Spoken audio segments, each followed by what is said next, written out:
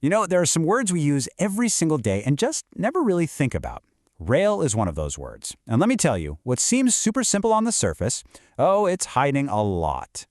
So it really makes you wonder, right? How much meaning can you actually pack into one little word? You might think, I know what a rail is, and you're not wrong, but you're not entirely right either. The full story here is going to surprise you. Okay, so let's start with the basics, the stuff we all know. We're going to look at rail as an object, the physical thing. So at its most basic, what is it?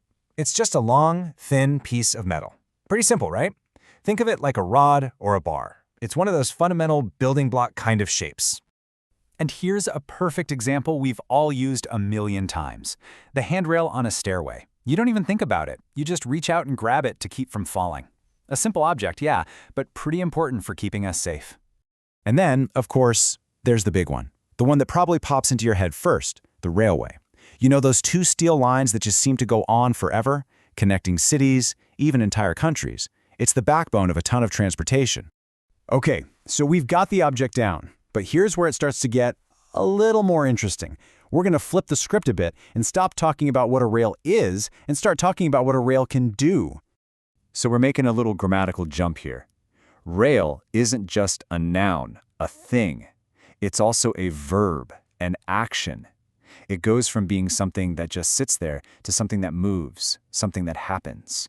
And this first verb makes a lot of sense, right? If you have a railway, well, what do you do on it? You rail on it. You travel by train. Like we're going to rail from one coast to the other. It's a natural next step for the word. But hang on, because that's not the only action this word can be.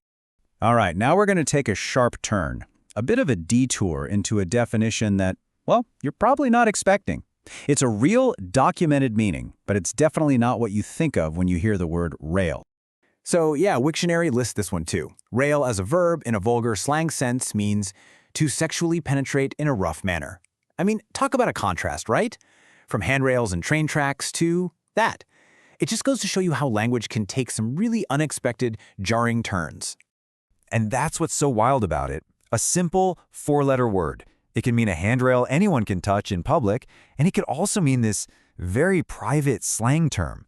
It's a perfect example of how layered and, complicated language really is.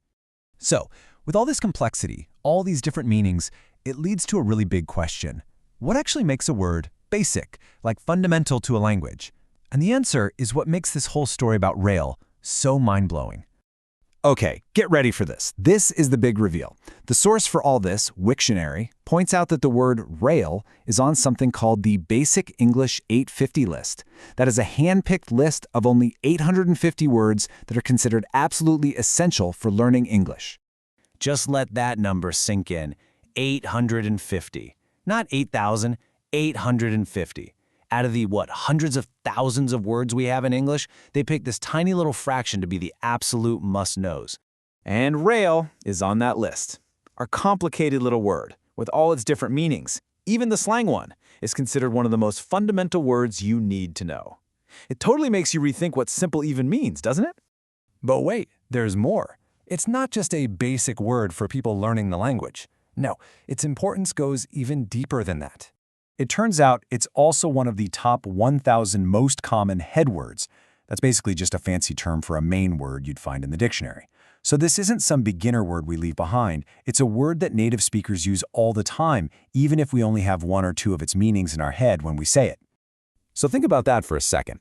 It's simple enough to be in the essential 850 list for learners, but it's also common enough to be in the top 1,000 for everyone who already speaks the language. Man, this little word pulls a lot of weight. So, what's the big takeaway here after this whole journey into the life of one word, rail? I think it's all about the crazy amount of power and history packed into the words we just don't even notice. Let's run it back real quick. We've seen rail as a metal bar, a handrail, and a train track. It's an action, traveling by train. It's a vulgar slang term. And somehow, with all that baggage, it's still officially considered a basic English word. Absolutely wild. This just proves that even the most common, everyday words can have these incredible hidden depths.